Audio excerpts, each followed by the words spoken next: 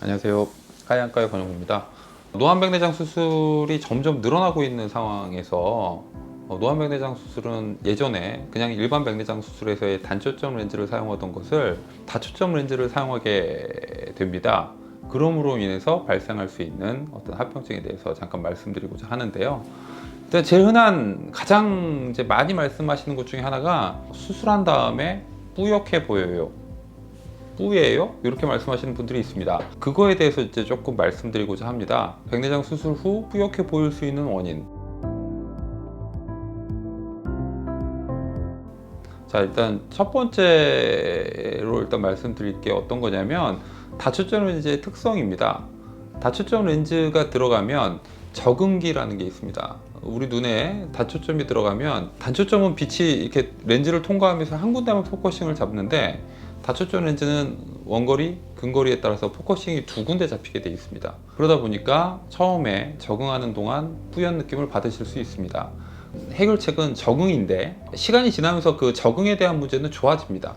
일반적으로 그 뿌연 증상들은 개선이 되죠. 보통 저희가 말씀드리는 게 한 3개월에서 6개월 이렇게 말씀드리는데, 다초점 렌즈에 대한 적응은 보통 그 정도 지나면 일반적으로 적응을 하게 되시죠. 뿌염의 특징 중에 하나는 조명을 좀 밝게 하셔야 그런 증상들을 좀 덜 느끼십니다. 특히 원거리 보실 때는 일반적으로 다 이제 똑같이 보이시는데, 가까운 데 보실 때 뿌연 증상을 더 많이 느끼시거든요. 이게 글씨를 볼 때 옛날보다 좀 덜 보이는 느낌도 있고, 어떨 땐 잘 보였다가 어떨 땐 안 보이시기도 하고, 이런 증상들을 느끼시게 되는 게 이유 중에 하나가 조도의 영향을 많이 받습니다. 우리의 눈은 백이라는 빛으로, 멀리를 볼 때 백이라는 빛이 다 들어오는 그런 개념인데, 다초점은 그 빛을 나눠서 들어오게 되죠. 먼 거리를 우리가 본다 하더라도 50%의 빛은 근거리에서 들어오는 빛이에요. 그런 의미에서 약간의 그 선명도가 조금 떨어지는 느낌이 있습니다. 그런 부분은 일단 적응을 하시고, 다초점은 조명이 밝은 데서 보셔야 더 잘 보신다라는 생각을 하신다면, 항상 책상이나 옆에 독서등이나 사이드 조명이 있는 게 더 적응하시는 데 도움이 됩니다. 그래서 이 적응에 대한 부분이 제일 일단 크고요. 자, 두 번째 또 뿌옇게 보이는 원인 중에 하나는 도수가 안 맞는 겁니다. 안경 우리가 쓰잖아요. 안경이 처음에는 맞는 느낌인데 시간이 지나면서 안 맞는 분들이 있습니다. 도수가 안 맞아서 그런 거죠. 우리는 이제 백내장 수술을 할 때 렌즈를 넣게 되면 정시를 타겟팅으로 렌즈를 넣습니다. 원거리에서 빛이 정확하게 딱 맺어줘야 30cm나 40cm에 있는 근거리 타겟이 정확하게 맺게끔 설계되어 있는 게 다초점 렌즈입니다.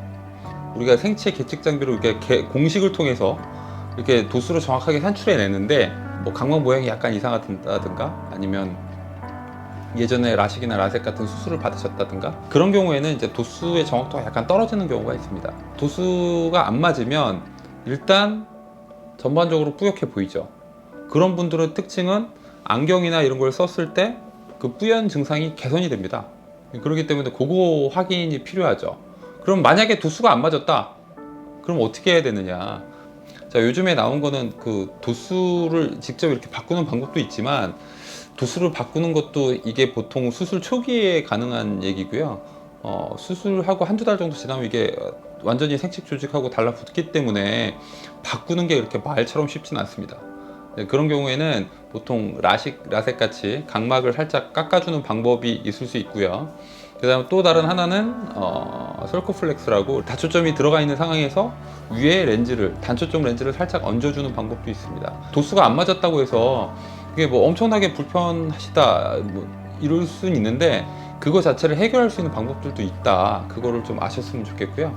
저희가 또 이제 고민해 봐야 되는 건 어떤 거냐면, 망막 부종, 황반 부종이 있습니다. 특히 백내장 수술 후에 황반 부종이 생길 수가 있는데, 보통 잘 생기는 시기가 2, 3개월 사이가 잘 생깁니다. 이제 한 수술하고 나서 보통 한 3개월 뭐 요 정도 지났는데 이제 뿌연 증상이 나타나는 경우도 있습니다.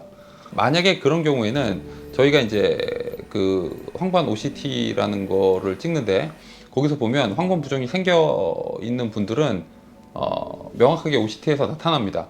부종이. 그런 경우에 또 해결점은 역시 그 눈에 주사를 맞는 방법이 있습니다. 그러니까 테논낭 하에 그 스테로이드 주사를 놓는 방법이 있는데, 그걸 놓으면 부종이 가라앉게 되죠.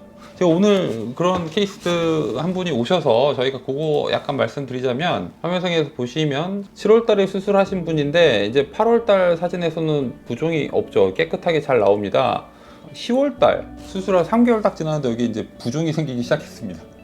요런 게 부종이고요. 망막이 이렇게 살짝 붓습니다. 망막이 살짝 부으면 시력의 퀄리티가 확 떨어지거든요. 그리고 뿌옇게 보인다는 이야기를 하죠. 근데 이런 경우에 저희가 주사를 놓고 한 달을 지나면 다시 원상태로 지금 돌아왔고, 부종이 빠지면서 개선된 이런 케이스가 있습니다.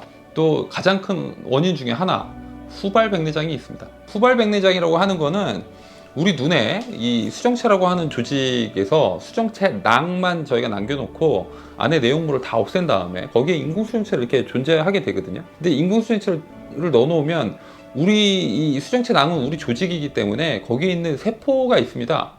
그 수정체 세포가 증식을 하게 되면 뒤쪽을 이렇게 자꾸 진행을 하면서 그 빛이 통과되는 데를 막게 되죠. 그래서 점점 뿌옇게 보이고 그런 증상들이 나타날 수 있습니다. 수술한 다음에 진짜 빨리 생기시는 분들은 뭐 한 두세 달 사이에도 생기기도 하고요. 처음에는 굉장히 잘 보이다가 한 5개월, 6개월 지나면서 시간이 지나면 지날수록 뿌연 느낌이 강해진다.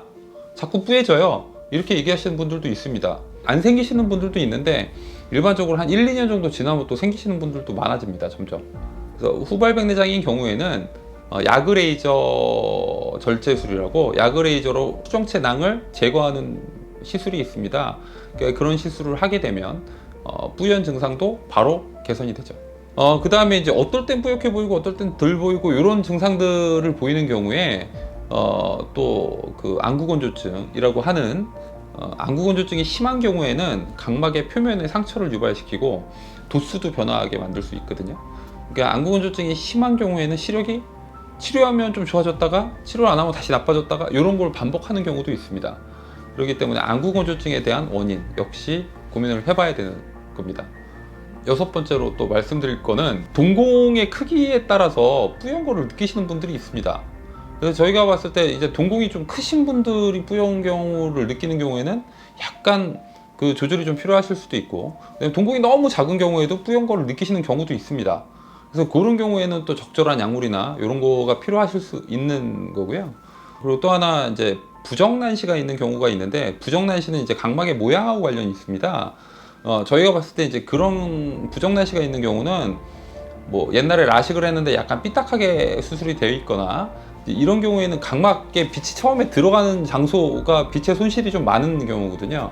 이제 그런 경우에는 정확하게 황범부에 그 빛이 도달이 안 되는 경우가 많기 때문에 뿌연 증상을 느낄 수 있습니다. 결국 각막 지형도를 이용한 라식 수술을 해주는 게 맞긴 한데, 그러니까 신중하게 고민을 해서 수술적인 방법으로 어떤 개선시킬 수 있는 또 방법이 있습니다. 백내장 수술 후에 뿌옇게 보이는 원인에 대해서 한 6, 7가지 말씀드렸는데, 진단이나 감별이 되게 좀 애매한 경우가 많습니다. 그렇기 때문에 반드시 병원에 방문하셔서 그거에 대한 진단을 명확하게 받아보시고 해결책을 찾는 게 상책입니다. 도움이 되셨으면 좋겠습니다.